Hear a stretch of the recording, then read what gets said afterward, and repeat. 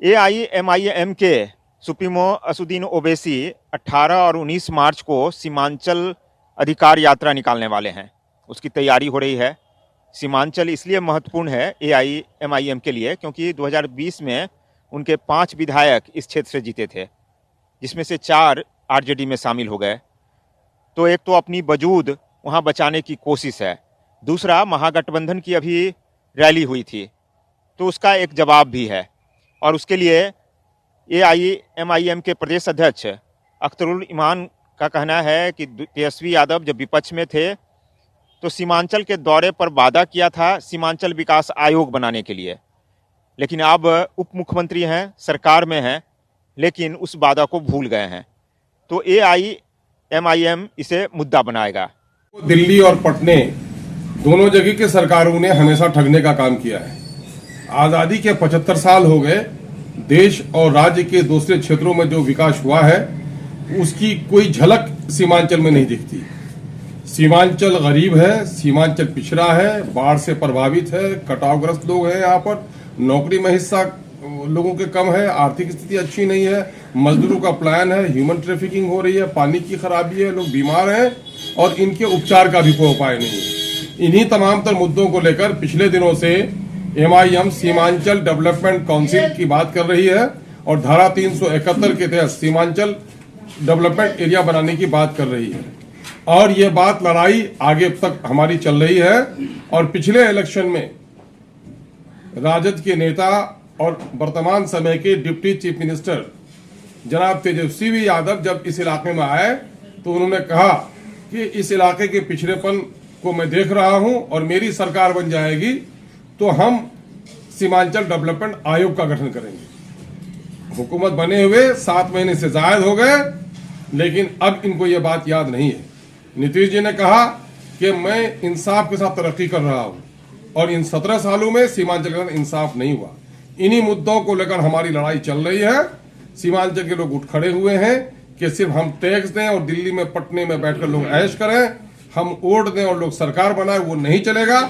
हमारा टैक्स है तो हमारा वोट भी है, तो सबने दिया है हमको चोट, अब हम सबसे बदला लेंगे, अब झंडा बरदारी नहीं करेंगे, अपने हिस्सेदारी की बात करेंगे। इसी तहरीक को बल देने के लिए 18 और 19 तारीख को 2 दिन सीमांचल अधिकार यात्रा में सम्मिलित होने के लिए बैरिस्टर असदुद्दीन ओवैसी साहब आ रहे हैं। हम लोग शुक्रगुजार हैं कि बैरिस्टर असदुद्दीन ओवैसी साहब ने एक प्राइवेट मेंबर बिल भी पार्लियामेंट में सीमांचल को धारा 371 के तहत विशेष खंड बनाया जाए उसके लिए डाला है और हम लोग उनके प्रयासों की सराहना करते हैं। और आज सीमांचल में ये लड़ाई हमारे लिए जरूरी हो गई है कि गंगा पर 5-5 किलोमीटर पर 4 किलोमीटर पर पुल बन रहा है। सीमांचल में महानंदा, डोक, कनकई, मेची, बकरा, परमान जैसी नदियों में 40-40 किलोमीटर पुल नहीं है। हमारा मुतालबा है कि रसेली और खाड़ी का पुल जो 10 सालों से अनिर्मित है उसका निर्माण पूरा करो। महानंदा में उनके सभी घाटों पर पुल का निर्माण करो हर 10 किलोमीटर पर, और छोटी नदियों के हर 5 किलोमीटर पर पुल का निर्माण करो। पूर्णिया को आप हाईकोर्ट का बेंच दो, पूर्णिया एयरपोर्ट को जमीन दो, पूर्णिया को उपराजधानी बनाओ। ये सारे मुतालबात को लेकर ये अधिकार यात्रा का आयोजन, इस अधिकार यात्रा। AIMIM के 4 विधायकों में से एक शाहनवाज आलम भी थे जो अभी मंत्री हैं। उनका कहना है कि लगातार विकास का कार्य हो रहा है और आगे भी जो वादा सरकार ने की है उसे पूरा किया जाएगा। ऐसे यात्रा निकालना सबका अधिकार है, ना निकालें। तो इसको किस ढंग से देख रहे हैं? वो लगा रहे हैं आरोप कि तेजस्वी यादव वादा पूरा नहीं किए हैं सीमांचल विकास आयोग बनाने का। ठीक है सर, ऐसी बात है, कोई भी नेता हो उनको हक है ही लोगों जनता जनार्दन से मिलने के, उसी क्रम में आ रहे हैं, देखते हैं। नहीं, आप तो अभी RJD में हैं, आप लोग की तरफ से भी मांग था उस समय पहले से कि सीमांचल विकास आयोग बने। जो है उसके अलावा भी जो काम हो रहे हैं, काम तो हो ही रहा है ना। जो चीज़ है, जो सब जरूरी चीज़ है, अब चाहे आप देख लीजिए कटाव निरोधक कार्य, पिछले बार की तुलना से मुझे लगता है इस बार दुगुना काम हो रहा है। तो जो भी काम है हो रहे हैं, आगे भी होंगे। इसे मुद्दा बनाने जा रहे हैं तो? हाँ, इसे तो मुद्दा बनाएंगे ओवैसी। नहीं, मुद्दा बनाने का प्रश्न ही नहीं है। वो तो जनता तय करेगी ना, कौन आ रहे हैं, कौन जा रहे हैं, कौन क्या बोले थे, कौन क्या नहीं बोले थे, किसको क्या करना था।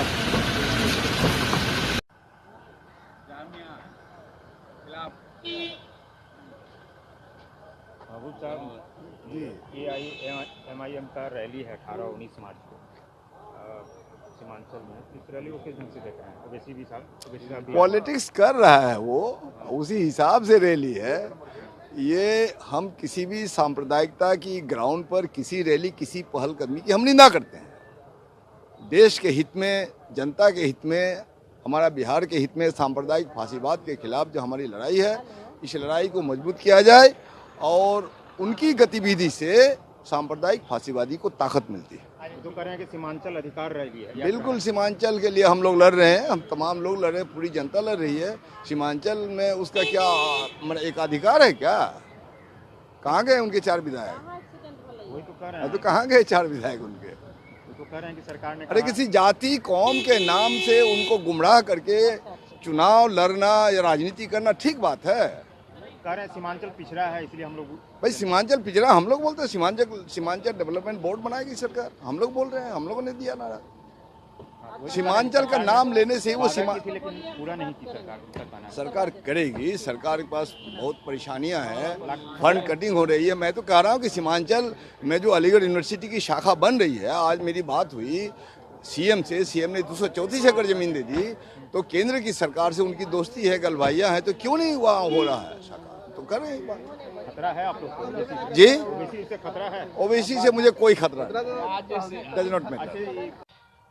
बिहार में यात्राओं पर लगातार सियासत होता रहा है। मुख्यमंत्री नीतीश कुमार ने समाधान यात्रा निकाली, तो उपेंद्र कुशवाहा विरासत बचाओ नमन यात्रा कर रहे हैं, प्रशांत किशोर भी पदयात्रा निकाल रहे हैं और कई दलों के नेता यात्रा कर चुके हैं। उसी कड़ी में AIMIM के सुप्रीमो ओवैसी भी 18 और 19 मार्च को सीमांचल अधिकार यात्रा करने वाले हैं। लेकिन सीमांचल में AIMIM का बेस है और उसे बचाने की कोशिश भी है, लेकिन उसका आधार तेजस्वी यादव के उस वादा को लेकर हो रहा है और उसके सहारे घेरने की कोशिश भी है कि सीमांचल के विकास के लिए इन्होंने विकास आयोग बनाने का जो वादा किया था भूल गए हैं। अविनाश, ETV भारत, पटना।